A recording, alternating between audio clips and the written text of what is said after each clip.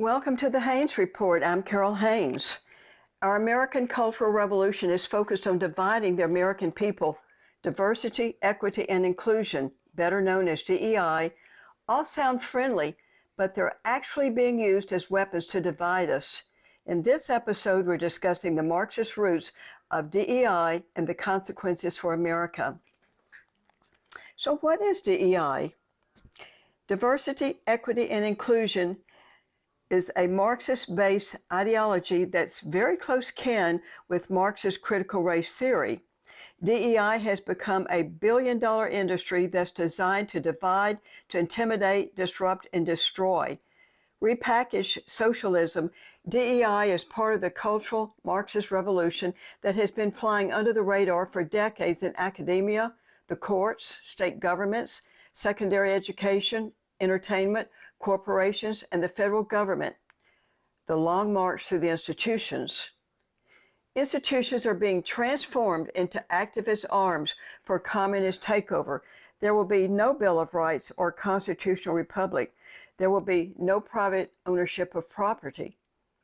DEI is designed to decrease independent thinking, to deny equality to anyone who tries to block the socialist takeover, and to exclude anyone who doesn't go along with the Communist Party line. Racial hatred is fostered to divide and conquer. White supremacy will supposedly be ended by their destroying meritocracy, equal rights, freedoms, and the rule of law. Those underrepresented minorities who help the leaders take control of the United States are being told they will be rewarded. They're going to find out that's not the truth. Diversity, equity, and inclusion don't mean what the public is told. Let's take a look at each of these three words to understand what they really do mean. Equity is the goal of all DEI programs, so let's just begin there. Equity is defined for the unsuspecting public as being equal. This is pure hogwash, socialist propaganda. Marxists believe that to achieve equity, some people must be treated unequally, meaning whites, Christians, males, heterosexuals. Equity, as we find it in the classroom, calls for treating students differently according to their sexualities, their races, genders, and ethnicities. White students are being shamed in front of other students just for being white, and they're being told they're racist. Even second graders are being treated this way. Whites are being segregated and not being allowed to participate in various events such as school graduations and programs. Transgenders are given special recognitions. What equity really means is equality of outcome with reparations. Now, this is just a fancy term for sharing the wealth. The plan is for the state to manage and to control the people, a return to serfdom and the seizing of your wealth and small businesses, homes, and cars. Now, don't assume this means reparations for their so-called victims, such as blacks and transgenders. These people are merely useful idiots. The wealth will go to those in control. I talked about how this happened in China, Cuba, and Venezuela in my podcast called After Gun Confiscation Comes America's Killing Fields. You can find that on Apple, Google, Spotify, Rumble, and YouTube. So in a nutshell, equity means unequal treatment to get equal outcome, which is an impossibility without taking from some to give to others. Equal outcome for some groups always results in the dismantling of a country's foundations and the wealth being shifted from the people to the leaders who become incredibly rich. Here's an example. The Black Lives Matter organization built huge corporations for hundreds of millions of dollars, supposedly to help blacks who supposedly were victims of a racist America. These corporate donors were publicly traded companies with shares held by investors, private individuals. The donations affected the profitability of those public companies and the value of investor shares. Well, too late, the corporations discovered that they were being played for fools. They were the useful idiots. Instead of using the money to help blacks, the BLM founders, all of whom said they were trained Marxists, bought themselves multi-million-dollar homes and multi-million-dollar lifestyles. Let's look at diversity. That's defined as all aspects of human difference, social identities, and social group differences. What they really mean is an identity-based approach to society, better known as identity politics, such as transgenders. Now, only those who advocate for social justice can be included in this esteemed diverse group. Diversity is a violation of individual identity with politically determined quotas and attacks on merit. These are a form of soft bigotry. We see this in affirmative action, which will deny a job or college slot to a highly educated or highly person in favor of skin color. This would be race over merit. So even if the person is highly qualified, it doesn't matter. It's race over merit. Inclusion is defined as everyone feeling respected, having a sense of belonging, and being able to participate and achieve one's full potential. That really means that free speech will be ended and purges will be justified. Socialists use the complaint of even one person as a reason to ban anything and everything. You recall that just a few complained that they had experienced great emotional stress by the bronze statue of Robert E. Lee in Lee Park in Dallas, Texas. That was justification for yanking down a historical artifact that had been there since the 1930s. And they relegated it to obscurity in South Texas on a private golf course. Now, communists understand that most people don't like confrontation, that most people don't like being singled out, so they will cave, they will go on bended knee to kiss the boots and apologize for causing distress. This is exactly what our enemy wants. They then have an excuse to shut down free speech and segregate the offender. They've labeled this as neo-segregation. That's just a fancy term for segregation of whites.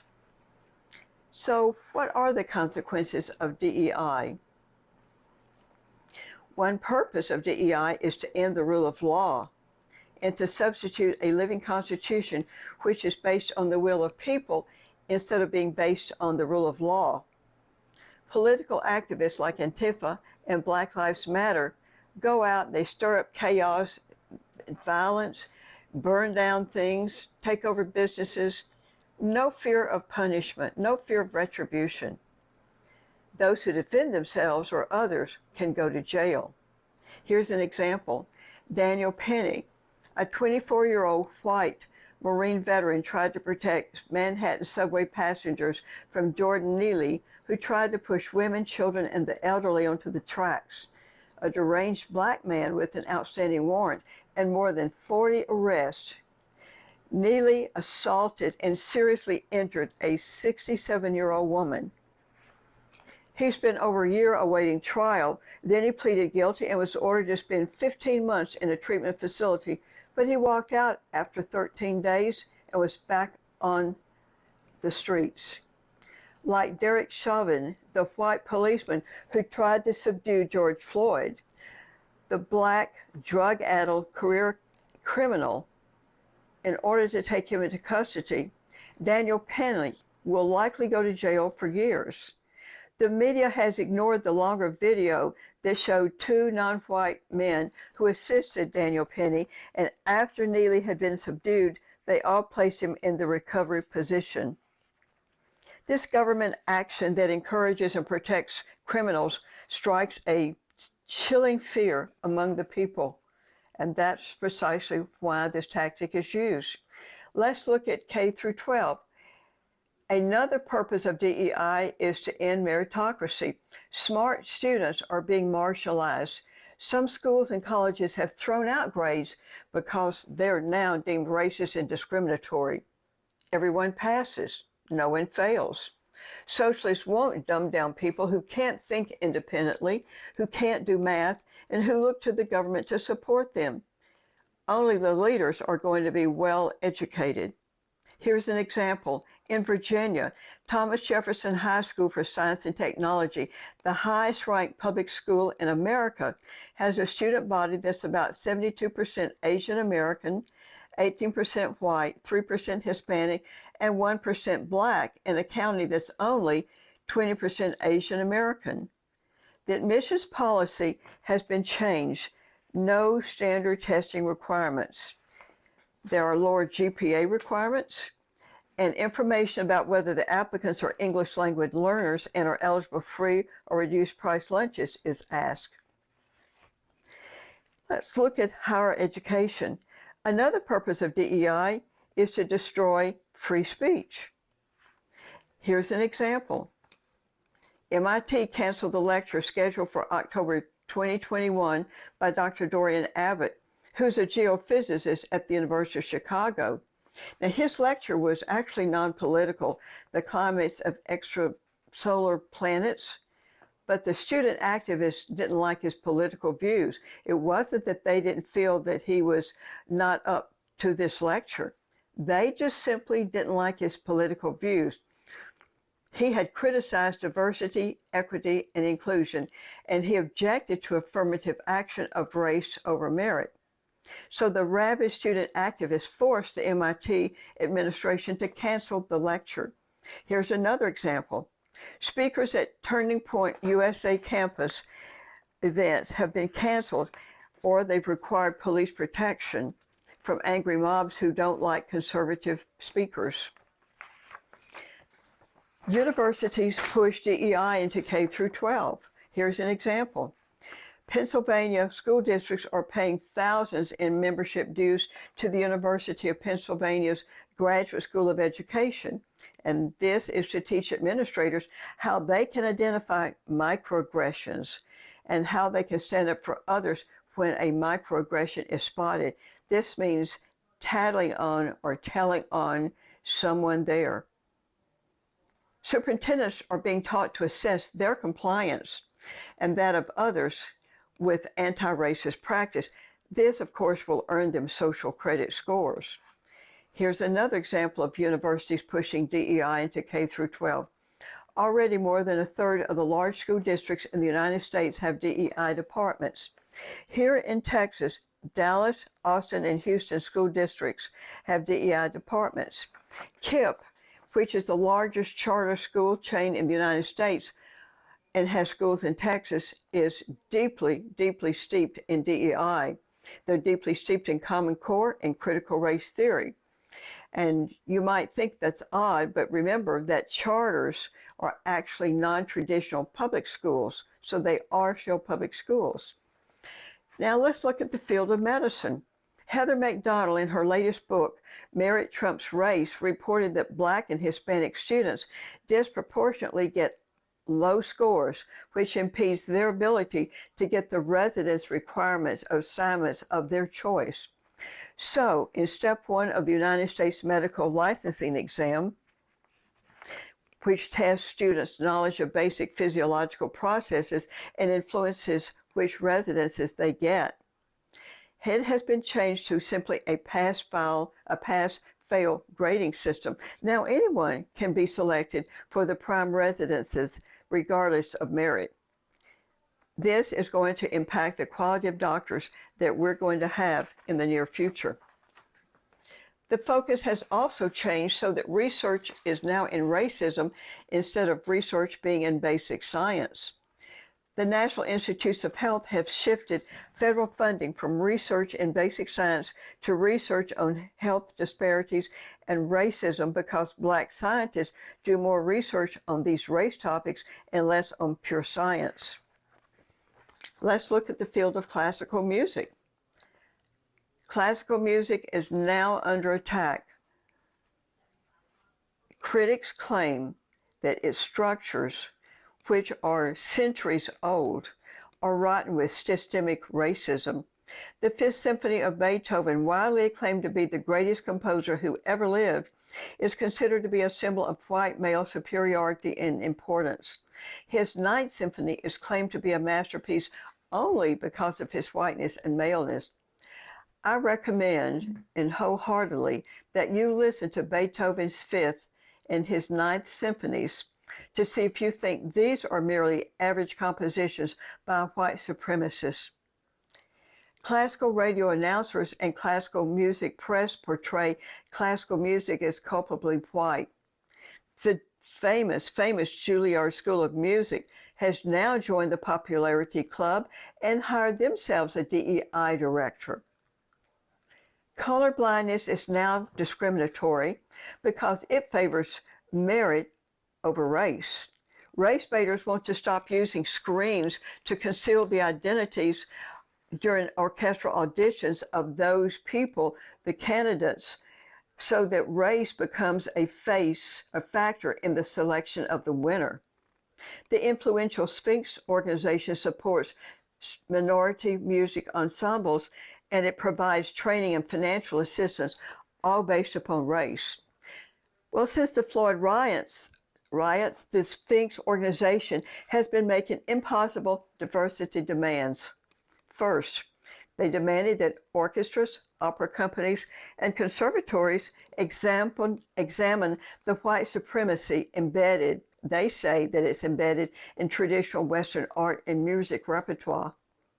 Next, the Sphinx organization demanded these racial quotas. At least 20% of soloists each concert season must be blacks and Latinos. 40% later changed to 25% of candidates for auditions and administrative jobs must be blacks and Latinos. 20% of the repertoire performed each season must be composed by blacks and Latinos. And at least 10%, later changed to 15%, of every musical budget must be reparations for past racial inequities. Even though the diversity quota was reduced from 40% to 25%, an orchestra or conservatory would be required to meet the quota, or it could not select a finalist, even if highly qualified.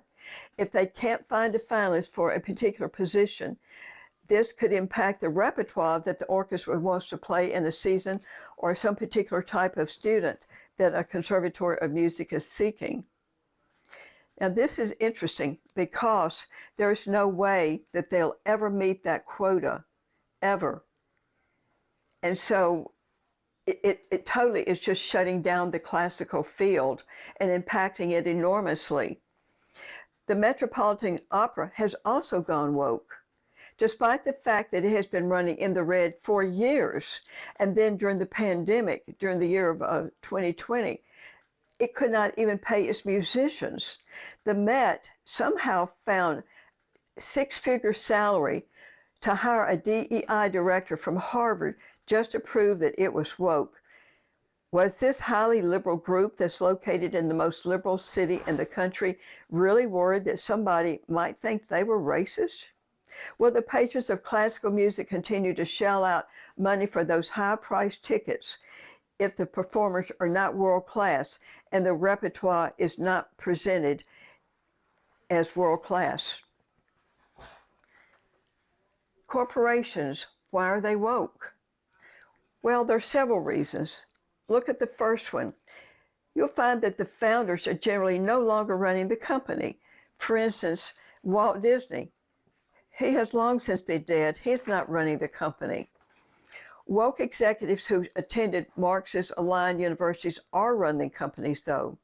And number two, companies dare not go along with the Communist Party for fear of being targeted and destroyed. So they have to go along with it. They dare not go along with the party because they know that their company can easily just be bankrupted. Number three, even if an employee opposes the communist propaganda and actions, they dare not criticize for fear of being fired and their reputations and those of their families destroyed. Here's an example. Anheuser-Busch Budweiser partnered with a transgender male to force the public to accept transgenderism as being normal. They assumed they could just drive public opinion to accept Dulvany. The stock continues to crater, and the company is losing market share to others rapidly. Shareholders are suffering big losses, yet the corporate executives ignore the losses and they're marching forward with their woke agenda. Here's another example, PayPal. They announced back in 2022 in October that they would fine customers $2,500 per violation for spreading misinformation. Now, this, of course, targeted conservatives. Many people closed their accounts immediately. Although PayPal publicly denied that it would really fine users, nothing changed in its plan, and you can find that in the contract you would have to sign to do business with them in the fine print. PayPal has lost tons of customers. PayPal shareholders have also suffered big losses. So how can we stop DEI? A number of states are passing DEI bans. In Texas, Senate Bill 17 seeks to stop some of the radical behavior in academia, the idiotic, nutty behavior. However, several amendments that were passed by Republican-led House have watered down the original bill that was filed by the Texas Senate. And these amendments will actually allow DEI to continue owning the university. So the DEI bill goes nowhere. There's really no ban on it. As originally presented, here's what the bill would have done, though. It would have banned the creation of a DEI office or anyone under a name, a similar one under any other name, any kind of look-alike under any kind of name, and it would have banned hiring a DEI staff. It would have banned forcing faculty to provide or give a DEI statement or giving preferential statements based on race, sex, sexual orientation, color, or ethnicity. The bill also would ban asking job applicants to submit DEI statements about their views. And the bill also requires that hiring is based on the non-discrimination law under the Civil Rights Act of 1964, Titles 5 and 7. Even if strong bills are passed, they must be enforced like in Florida. In Texas, the state actually bans Common Core and critical race theory. But neither of these are enforced. Across the nation, teachers, principals, and school boards are doing an end run around the state bans in those states. So even with state bans, it will be up to us, the people, to monitor, to blow the whistle, to stop DEI, to stop critical race theory, and any other left-wing activity or program. In the meantime, a parallel society of conservative institutions has already sprung up, including new churches, new types of K-12 education, and even new universities that will teach the classics without the government control and manipulations and without the Marxist agenda. I'm Carol Haynes. Thank you for joining me for this episode of the Haynes Report. Check out my website, www.drcarolhaynes.com. That's www.drcarolhaynes.com. And also my podcast can be found at Apple, Google, Spotify, Rumble, and YouTube.